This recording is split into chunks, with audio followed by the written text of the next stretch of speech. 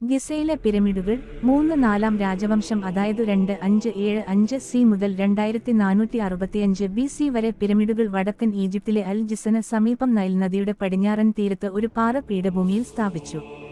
പുരാതന കാലത്ത് അവർ ലോകത്തിലെ 7 അത്ഭുതങ്ങളിൽ ഉൾപ്പെടുത്തിയിരുന്നു. മെംഫിസ് പ്രദേശത്തെ പുരാതന അവശിഷ്ടങ്ങൾ, ഗിസയിലെ പിരമിഡുകൾ, സഗാറ, ദഷൂർ, അബു റുവൈഷ്, അബു ഷീർ എന്നിവ 1979 ൽ യുനെസ്കോയുടെ ലോക പൈതൃക സൈറ്റായി പ്രഖ്യാപിച്ചു. പിരമിഡുകളുടെ പദവികൾ കുഫു, കഫ്രെ, മെൻകൗറെ അവ നിർമ്മിച്ച രാജാക്കന്മാരുമായി യോജിക്കുന്നു. 4ാമത്തെ രാജവംശത്തിലെ 2ാമത്തെ രാജാവായ കുഫുവിന് ഗ്രീക്ക് ചിയോപ്സ് വേണ്ടി നിർമ്മിച്ചതാണ് ഗ്രൂപ്പിലെ ഏറ്റവും വടക്കേരവും പഴക്കമേറിയതുമായ പിരമിഡ്. ഗ്രേറ്റ് പിരമിഡ് എന്ന് വിളിക്കപ്പെടുന്ന ഇത് 3ൽ ഏറ്റവും വലുതാണ്. അടിത്തട്ടിലെ ഓരോ വശത്തിന്റെയും നീളം ശരാശരി 755.75 അടി, അതിന്റെ യഥാർത്ഥ ഉയരം 481.4 അടി. 4ാമത്തെ രാജവംശത്തിലെ 8 രാജാക്കന്മാരിൽ 4ാമനായ കഫ്രക്ക് ഗ്രീക്ക് ചഫ്രൻ വേണ്ടി നിർമ്മിച്ചതാണ് മധ്യ പിരമിഡ്. ഓരോ വശത്തും 707.75 അടി വലിപ്പമുള്ള ഈ ഘടന യഥാർത്ഥത്തിൽ 471 അടി ഉയരത്തിലായിരുന്നു. 4ാമത്തെ രാജവംശത്തിലെ 5ാമത്തെ രാജാവായ മെൻകൗറെ ആയിരുന്നു ഏറ്റവും തെക്കേറ്റവും അവസാനവും നിർമ്മിച്ച പിരമിഡ്. ഓരോ വശവും 356.5 അടി അളക്കുന്നു. ഘടനയുടെ പൂർത്തിയാക്കിയ ഉയരം 218 അടി ആയിരുന്നു. 3 പിരമിഡുകളും പുരാതന കാലത്തും മധ്യകാലഘട്ടത്തിലും ആന്തരികമായും ബാഹ്യമായും കൊള്ളയടിക്കപ്പെട്ടു. അങ്ങനെ ശ്മശാന അറകളിൽ യഥാർത്ഥത്തിൽ നിക്ഷേപിച്ചിരുന്ന ശ്മശാന വസ്തുക്കൾ കാണുന്നില്ല.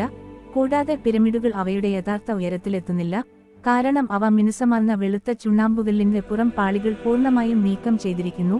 ഉദാഹരണത്തിന്, ഗ്രേറ്റ് പിരമിഡിന്റെ ഉയരം ഇപ്പോൾ 451.4 അടി മാത്രമാണ്. കഫ്രയുടേത് പുറം ചുണ്ണാമ്പുകല്ല് അതിന്റെ ഏറ്റവും മുകൾ ഭാഗത്ത് മാത്രം നിലനിർത്തുന്നു. ഓരോ പിരമിഡിനും സമീപം ഒരു മോർച്ചറി ക്ഷേത്രം നിർമ്മിച്ചു. അത് നൈൽ വെള്ളപ്പൊക്കത്തിന്റെ അരികിലുള്ള ഒരു താഴ്വര ക്ഷേത്രവുമായി ചരിഞ്ഞ കോസ്വേ വഴി ബന്ധിപ്പിച്ചിരിക്കുന്നു. രാജകുടുംബത്തിലെ മറ്റ് അംഗങ്ങളുടെ ശവസംസ്കാരങ്ങൾക്കായി ഉപയോഗിച്ചിരുന്ന അനുബന്ധ പിരമിഡുകളും സമീപത്തായിരുന്നു.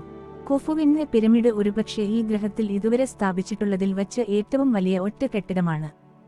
അതിന്റെ വശങ്ങൾ 51°52 കോണിൽ ഉയരുന്നു, കൂടാതെ കോമ്പസിന്റെ 4 പ്രധാന പോയിന്റുകളിലേക്ക് കൃത്യമായി തിരിഞ്ഞിരിക്കുന്നു.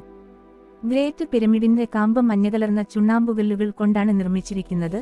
പുറംഭാഗം ഇപ്പോൾ ഏതാണ്ട് പൂർണ്ണമായും ഇല്ലാതായിരിക്കുന്നു. അകത്തെ ഭാഗങ്ങൾ നേരിയ ഇളം നിറത്തിലുള്ള ചുണ്ണാമ്പുകല്ല് കൊണ്ടാണ് നിർമ്മിച്ചിരിക്കുന്നത്. കൂടാതെ ഇന്റീരിയർ ശ്മശാന അറ വലിയ കരിങ്കല്ല് കൊണ്ടാണ് നിർമ്മിച്ചിരിക്കുന്നത്. 5.75 ദശലക്ഷം ടൺ ഭാരമുള്ള ഘടന സൃഷ്ടിക്കാൻ ഏകദേശം 2.3 ദശലക്ഷം കല്ലുകൾ മുറിച്ച് കൊണ്ടുപോകുകയും കൂട്ടിച്ചേർക്കുകയും ചെയ്തു. ഇത് സാങ്കേതിക വൈദഗ്ധ്യത്തിന്റെയും എഞ്ചിനീയറിംഗ് കഴിവിന്റെയും മികച്ച സൃഷ്ടിയാണ്. പുരാതന ഈജിപ്തിൽ നിർമ്മിച്ച മറ്റേതൊരു കൊത്തുപണികളെക്കാളും മികച്ച സന്ധികൾ ഇപ്പോഴും നിലനിൽക്കുന്ന ആന്തരിക ഭിത്തികളും അതുപോലെ തന്നെ അവശേഷിക്കുന്ന ഏതാനും പുറം പാളികളും കാണിക്കുന്നു. ഗ്രേറ്റ് പിരമിഡിന്റെ പ്രവേശന കവാടം വടക്കുഭാഗത്താണ്. ഭൂനിരപ്പിൽ നിന്ന് ഏകദേശം 59 അടി ഉയരത്തിലാണ്. പിരമിഡിന്റെ ഇന്റീരിയർ കൊത്തുപണിയിലൂടെ ഒരു ചരിഞ്ഞ ഇടനാഴി അതിൽ നിന്ന് താഴേക്ക് ഇറങ്ങുന്നു. ഘടന നിലനിൽക്കുന്ന പാറ മണ്ണിലേക്ക് തുളച്ചുകയറുകയും പൂർത്തിയാകാത്ത ഭൂഗർഭ അറയിൽ അവസാനിക്കുകയും ചെയ്യുന്നു. ഇറങ്ങുന്ന ഇടനാഴി ശാഖകളിൽ നിന്ന് ക്വീൻസ് ചേംബർ എന്നറിയപ്പെടുന്ന ഒരു മുറിയിലേക്കും 151 അടി നീളമുള്ള ഒരു വലിയ ചരിഞ്ഞ ഗാലറിയിലേക്കും നയിക്കുന്ന ഒരു ആരോഹണ പാത. ഈ ഗാലറിയുടെ മുകളിലെ അറ്റത്ത് നീളമുള്ളതും ഇടുങ്ങിയതുമായ ഒരു പാത ശ്മശാന മുറിയിലേക്ക് ശരിയായ പ്രവേശനം നൽകുന്നു. ഇതിനെ സാധാരണയായി കിങ്സ് ചേംബർ എന്ന് വിളിക്കുന്നു. ഈ മുറി പൂർണ്ണമായും ഗ്രാനൈറ്റ് കൊണ്ട് നിരത്തി മേൽക്കൂരയുള്ളതാണ്. അറയിൽ നിന്ന് 2 ഇടുങ്ങിയ ഷാഫുകൾ പിരമിഡിന്റെ പുറംഭാഗത്തേക്ക് കൊത്തുപണിയിലൂടെ ചെരിഞ്ഞു ഓടുന്നു. അവ മതപരമായ ആവശ്യത്തിനാണോ അതോ വായുസഞ്ചാരത്തിനായി ഉദ്ദേശിച്ചതാണോ എന്ന് അറിയില്ല. കിങ്സ് ചേംബറിന് മുകളിൽ കൂറ്റൻ തിരശ്ചീന ഗ്രാനൈറ്റ് സ്ലാബുകളാൽ വേർതിരിച്ച 5 അറകളുണ്ട്. ഈ സ്ലാബുകളുടെ ഉദ്ദേശ്യം ശ്മശാന അറയുടെ മേൽത്തട്ട് സംരക്ഷിക്കുക എന്നതായിരുന്നു. പിരമിഡുകൾ എങ്ങനെ നിർമ്മിക്കപ്പെട്ടു എന്ന ചോദ്യത്തിന് പൂർണ്ണമായും തൃപ്തികരമായ ഉത്തരം ലഭിച്ചിട്ടില്ല. ഈജിപ്തുകാർ ഇഷ്ടിക, മണ്ണ്, മണൽ എന്നിവയുടെ ചരിവുള്ളതും വലയം ചെയ്യുന്നതുമായ ഒരു കായൽ ഉപയോഗിച്ചിരുന്നു എന്നതാണ് ഏറ്റവും വിശ്വസനീയമായ ഒന്ന്. പിരമിഡ് ഉയരുമ്പോൾ ഉയരവും നീളവും വർദ്ധിച്ചു. സ്ലെഡ്ജുകൾ, റോളറുകൾ, ലിവർ എന്നിവ ഉപയോഗിച്ച് കല്ല് കട്ടകൾ റാമ്പിലേക്ക് വലിച്ചിഴച്ചു. പുരാതന ഗ്രീക്ക് ചരിത്രകാരനായ ഹെറോഡോട്ടസിന്റെ അഭിപ്രായത്തിൽ ഗ്രേറ്റ് പിരമിഡ് നിർമ്മിക്കാൻ 20 വർഷമെടുത്തു. കൂടാതെ 100,000 ആളുകളുടെ അധ്വാനം ആവശ്യപ്പെട്ടു. കർഷകത്തൊഴിലാളികളായിരുന്ന ഇവർ വയലുകളിൽ ചെറിയ ജോലികൾ മാത്രമുള്ളപ്പോൾ മാത്രമേ പിരമിഡുകളിൽ ജോലി ചെയ്തിരുന്നുള്ളൂ എന്ന അനുമാനത്തിൽ ഈ കണക്ക് വിശ്വസനീയമാണ്. അതായത് നൈൽ നദിയിൽ വെള്ളപ്പൊക്കമുണ്ടായപ്പോൾ. എന്നിരുന്നാലും 20-ാം നൂറ്റാണ്ടിന്റെ അവസാനത്തോടെ പുരാവസ്തു ഗവേഷകർ കൂടുതൽ പരിമിതമായ തൊഴിലാളികൾ ഈ സ്ഥലം സീസണൽ അടിസ്ഥാനത്തിലല്ല സ്ഥിരമായി കൈവശപ്പെടുത്തിയിരിക്കാമെന്നതിന് തെളിവുകൾ കണ്ടെത്തി. 20,000-ഓളം തൊഴിലാളികൾ കൂടെയുള്ള സപ്പോർട്ട് സ്റ്റാഫുകൾ ഈ ദൗത്യത്തിന് മതിയാകുമായിരുന്നുവെന്ന് അഭിപ്രായമുയർന്നു. ഖഫ്രയുടെ താഴ്വര ക്ഷേത്രത്തിന് സമീപം ഗ്രേറ്റ് പിരമിഡിന്റെ തെക്ക് ഭാഗത്ത് ഗ്രേറ്റ് സ്ഫിങ്സ് സ്ഥിതി ചെയ്യുന്നു. ചുണ്ണാമ്പുകല്ലിൽ കൊത്തിയെടുത്ത സ്ഫിങ്സിന് പുരുഷന്റെ മുഖഭാവമുണ്ട്, എന്നാൽ സിംഹത്തിന്റെ ശരീരമാണ്. ഇതിന് ഏകദേശം 240 അടി നീളവും 66 അടി ഉയരവുമുണ്ട്.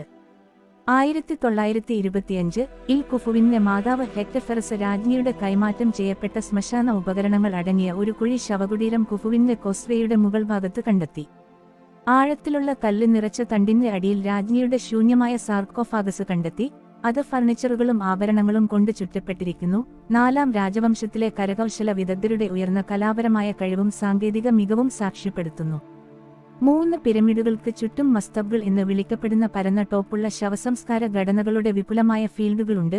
ഒരു ഗ്രിഡ് പാറ്റേണിൽ ക്രമീകരിച്ചിരിക്കുന്ന മസ്തബുകൾ രാജാക്കന്മാരുടെ ബന്ധുക്കളുടെയോ ഉദ്യോഗസ്ഥരുടെയോ ശവസംസ്കാരങ്ങൾക്കായി ഉപയോഗിച്ചിരുന്നു. 4ാമത്തെ രാജവംശത്തിലെ പ്രധാന മസ്തബുകൾ കൂടാതെ 5ാമത്തെയും 6ാമത്തെയും രാജവംശങ്ങളിലെ, അതായത് 2, 4, 6, 5 സി മുതൽ 2150 BC വരെ നിരവധി മസ്തബകളും മുമ്പത്തെ ഘടനകൾക്ക് ചുറ്റുപാടും കണ്ടെത്തിയിട്ടുണ്ട്. 1980 കളുടെ അവസാനത്തിലും 90 കളിലും പിരമിഡുകളുടെ ചുറ്റുപാടുകളിൽ നടത്തിയ ഖനനത്തിൽ ബേക്കറികൾ, സംഭരണ സ്ഥലങ്ങൾ, വർക്ക്ഷോപ്പുകൾ, തൊഴിലാളികളുടെയും കരകൗശല വിദഗ്ധരുടെയും ചെറിയ ശവകുടീരങ്ങൾ എന്നിവ ഉൾപ്പെടുന്ന തൊഴിലാളികളുടെ ജില്ലകൾ കണ്ടെത്തി. മഴ സീലിംഗുകൾ വർക്ക്ഷോപ്പ് പ്രദേശങ്ങൾ 4ാം രാജവംശത്തിന്റെ അവസാന കാലത്തേതാണെന്ന് തോന്നുന്നു. കല്ലറകളിൽ ലളിതമായ ചെളി ഇഷ്ടിക താഴികക്കുടങ്ങൾ മുതൽ കൂടുതൽ വിപുലമായ ശിലാസ്മാരകങ്ങൾ വരെയുണ്ട്. ചില ഘടനകൾക്കുള്ളിൽ പ്രതിമകൾ കണ്ടെത്തി. ശവകുടീരത്തിന്റെ ചുവരുകളിലെ ഹൈറോഗ്ലിഫിക് ലിഖിതങ്ങൾ ഇടയ്ക്കിടെ മരിച്ചയാളെ തിരിച്ചറിയുന്നു.